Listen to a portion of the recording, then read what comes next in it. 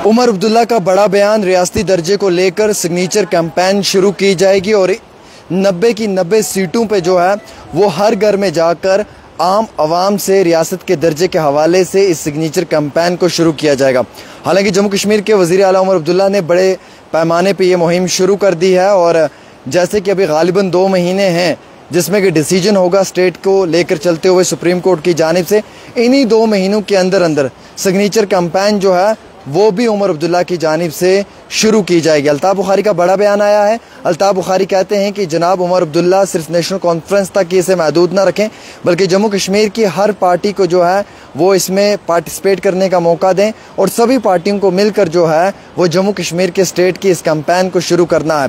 उमर अब्दुल्ला ने बड़ा बयान दिया। यौम आज़ादी के मौके पर अपनी तकरीब के दौरान में उमर अब्दुल्ला ने वाज़ेह तौर पर यह क्लियर किया कि जम्मू कश्मीर को रियासत का दर्जा देना मरकज़ी हुकूमत की जिम्मेवारी है और सुप्रीम कोर्ट की जिम्मेवारी है। बल्कि क्या अब वो लोग डिसाइड करेंगे कि जम्मू कश्मीर को स्टेट मिले या ना मिले जिन्होंने पहलगाम में दहशतगर्दाना हमला किया है, या जो इस दहशतगर्दाना हमले के कातिल हैं, या इन कातिलों के पीछे जो इनके आका बैठे हुए हैं। उमर अब्दुल्ला ने तनकीद का निशाना बनाते हुए मरकज़ी हुकूमत को दो टोक अल्फाजों में ये कहा कि जम्मू कश्मीर के अंदर अगर जम्मू कश्मीर को रियासत का दर्जा देना है तो वो यहाँ की यूनियन गवर्नमेंट ने देना है। अगर आप पहलगाम जैसे दहशतगर्दाना हमले को कंसिडर कर रहे हैं तो क्या फिर पहलगाम के ही कातिल जो हैं वो जम्मू कश्मीर को रियासत का दर्जा देने में डिसीजन लेंगे कि देना है या नहीं देना है, या उनके आका? तो उन्होंने साफ अल्फाजों में, दो टोक अल्फाजों में ये कहा आज यौम आज़ादी की तकरीब पे कि जम्मू कश्मीर को रियासत का दर्जा मिलना चाहिए और इसके लिए हम कैंपेन शुरू कर रहे हैं। चलिए, देर आए दुरुस्त आए, उमर अब्दुल्ला की आंख खुली, नींद से जागे और कैंपेन की शुरुआत की।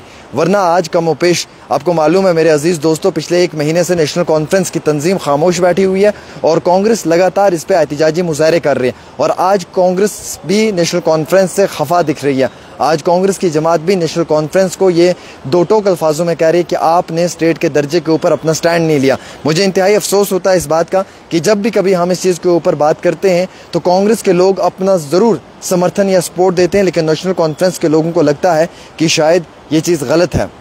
मैं आपको सिर्फ एक बात क्लियर करना चाहूँगा, आज 2 महीने का वक्त हो चुका है और इन 2 महीनों में स्टेट को लेकर काफ़ी बड़े पैमाने के ऊपर मुहिम शुरू हुई है, लेकिन अभी तक भी नेशनल कॉन्फ्रेंस का कोई एक सिंगल लीडर सड़क पर आकर एहतजाजी मुजाहरे में शामिल नहीं हुआ, भूख हड़ताल में शामिल नहीं हुआ, हाथ में पोस्टर लेकर डिमांड नहीं की। माँ सिवा 5 अगस्त के रोज़ हमने कुछ तस्वीरें सोशल मीडिया पे देखी थी, वो भी नेशनल कॉन्फ्रेंस के दफ्तर से। हम उसे एक ड्रामेटिक सीन कहें या हम उसे कहें कि ये ड्रामा एक था, लेकिन मेरे अजीज़ दोस्तों, जो आज जम्मू कश्मीर के लोगों को बर्दाश्त करना पड़ रहा है ये सारा का सारा पीडीपी को क्रेडिट जाता है, क्योंकि पीडीपी की सरकार में मैडम महबूबा मुफ्ती ने इनके साथ अलायंस किया, इन लोगों को इक़्तिदार में लाया और जम्मू कश्मीर को जो है वो स्टेट से यूनियन टेरिटरी बनाया। मैडम महबूबा मुफ्ती कहती हैं कि हमने इनसे सरकार को तोड़ दिया था, लेकिन महबूबा मुफ्ती ने सरकार को नहीं तोड़ा था, बल्कि बीजेपी के लोगों ने ही मैडम महबूबा मुफ्ती को जो है वो इग्नोर कर उसे बालाई ताक करके जो है ये बड़ा डिसीजन लिया था और जम्मू कश्मीर में 370 को हटाया था। वो पीडीपी की देन है और आज जो हो रहा है ये नेशनल कॉन्फ्रेंस की देन है और ऐसे ही आगे कुछ और होगा तो वो किसी और जमात की देन है। यानी कि अव्वल से लेकर आखिर तक अगर कोई चीज़ बर्दाश्त करनी पड़ रही है तो वो जम्मू कश्मीर के आम शहरी को, आम इंसान को, और इसके लिए एक आम इंसान पिस रहा है, बल्कि यहाँ की पॉलिटिकल पार्टियाँ सिर्फ पावर में, इक़्तिदार में, कुर्सी में, सत्ता पे आने चाहती हैं।